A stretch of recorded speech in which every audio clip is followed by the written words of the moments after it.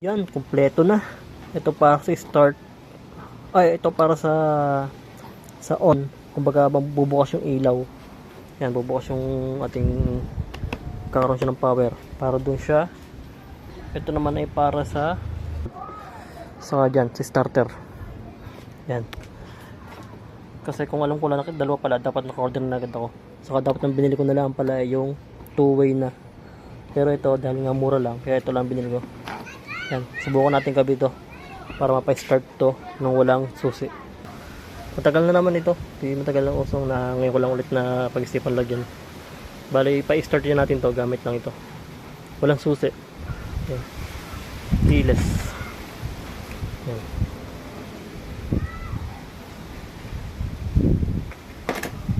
Bali, nakahanda na yung mga gagamitin ko. Yan. Negative.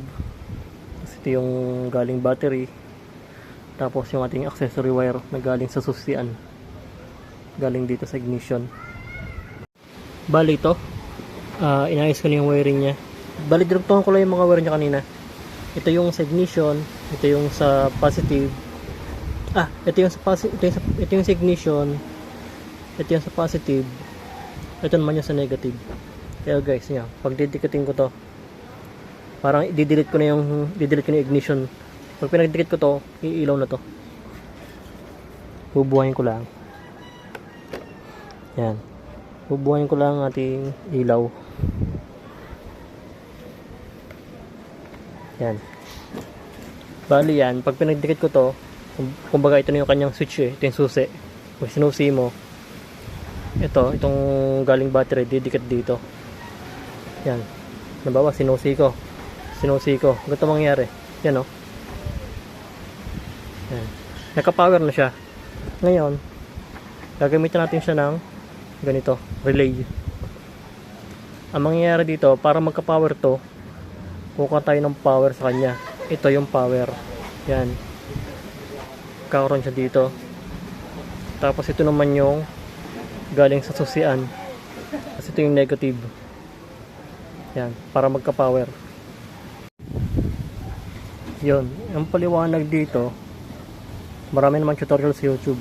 Pwede mo kayo manood. Pero dito, sabihin ko na rin. Itong normal close, common, normally open, tapos positive, tapos negative. Itong negative, ito yung lalagay natin sa negative.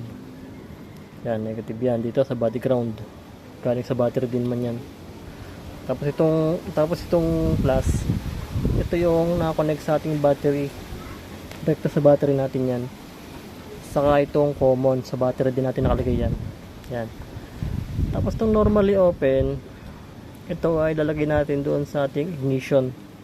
Ito, ignition. Yan yung pag sinusi mo, magkaka-power. Yan. Para pag ni-remote mo to, magkakaroon to ng function. Pagka kinilik mo pag pinindot mo yung remote, magkakaroon to ng function. Didikit na to dito. Gamit ito. Yan. Pag nagdikit niyan, iilaw na to. Yan. Paano? Subukan na natin. Yan. Bali, nakabit ko na siya. Yan.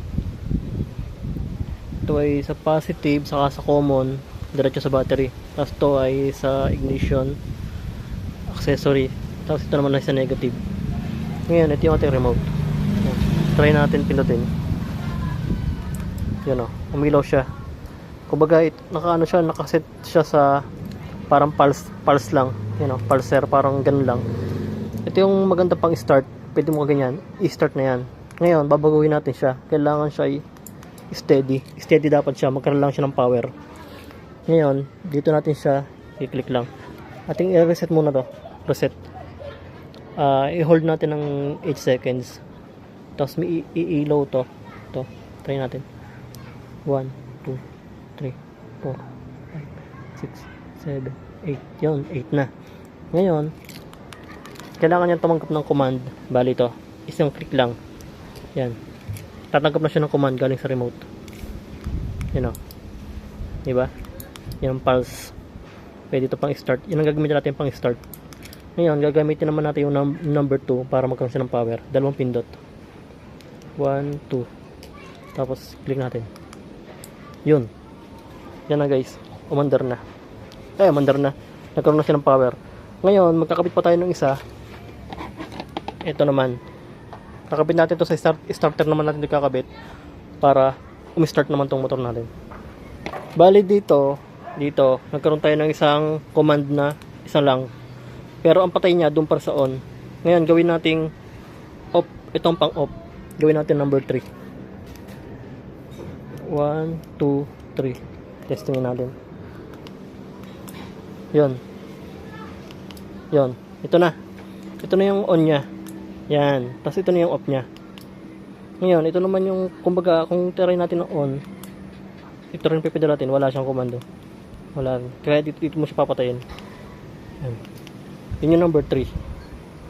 Yan. Okay na tayo doon. Tapos ito, kung isipin nyo naman na bibili kayo ng remote para dito, hindi gagana yan. Yan o. Hindi gagana yan.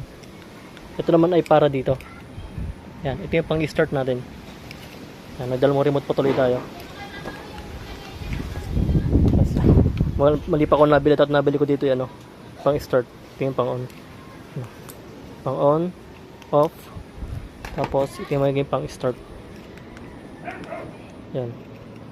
Nagkadalawang remote patuloy. Yun na. Nabuo na natin. Natapos na natin yung setup nya. Kaso medyo magulo pa.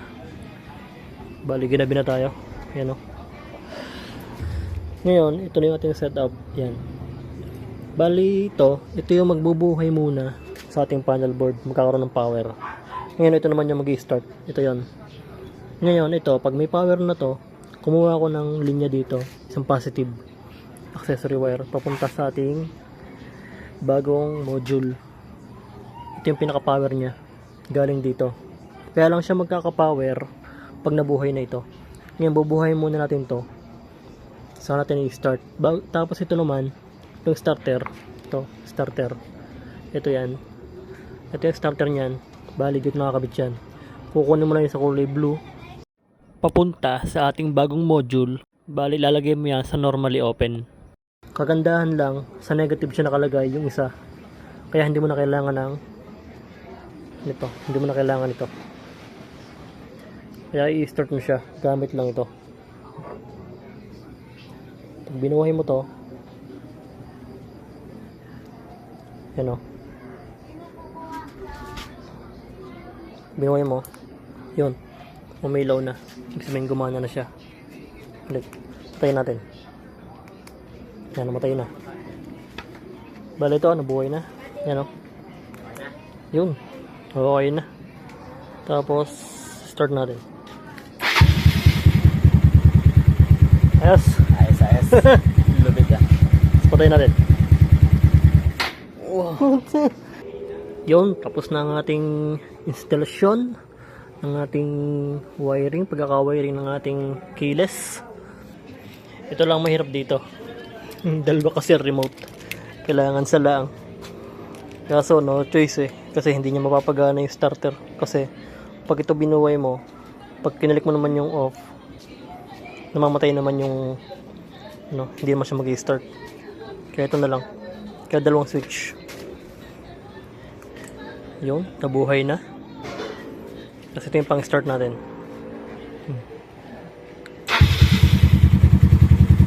Yun. Naandar na. Tignan nyo, sa malayo na ako. Nandun yung motor, oh.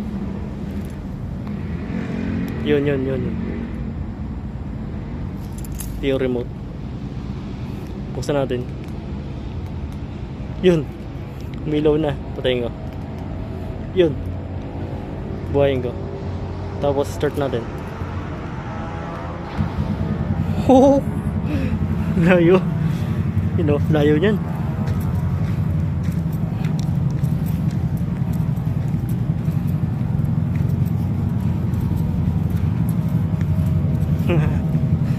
Grabe layo. Layo din.